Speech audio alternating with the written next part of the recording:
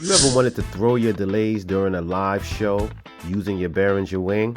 I'm going to tap in the tempo. Now I'm going to sing into this microphone. Why does it feel so good to be bad? Want to learn how to do that? Keep watching. So the first thing you want to do is create some effects channels. So what I did is I hit the effects button.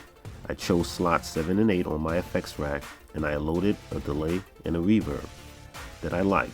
Then I went over to bus channels and I chose 15 and 16 as my 2 bus channels to insert my reverb and delay post fader.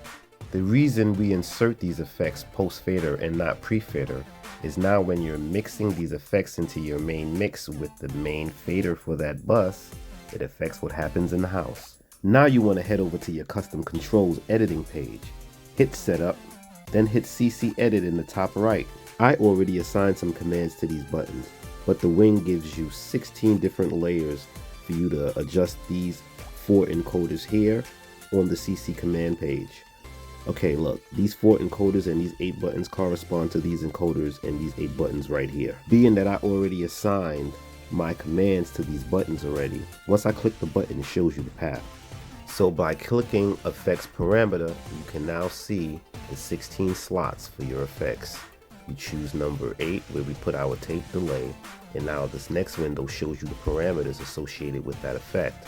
You choose time on that button, and now it shows you it's in sync with the tap tempo for that delay. Now this second button I'm using to mute my delay on bus 16. So when I click it, you see I had to choose channel mute. So now you scroll down past all your input channels till you get to your bus channels. You choose bus 16, your delay effects.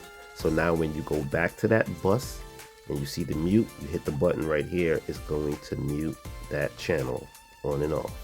The tap tempo for the effects is here. In the Behringer Wing ecosystem, time is equivalent to tap tempo once you assign it to one of these buttons. Back in the days, some of the parameters on the effects would say tap tempo, but I've noticed in the Behringer Wing, everything says time, but it turns into a tap tempo the moment you assign it to a button. Now it's just about tapping the tempo of whatever tracks you got playing. Then you want to click your sends to fader button. Make sure you're sending channel 1 to bus 16. This is how you send the mic signal in channel 1, and you send it into your effects channel. Also, make sure you also send that effects bus to your main mix so it can be heard in front of house. Now when your singer's performing, you tap in the time, and you gotta just time that mute to throw those delays. Why does it feel so good to be bad? Stay tuned. Part 2, I'll show you why I chose those effects and how I got them to sound so good.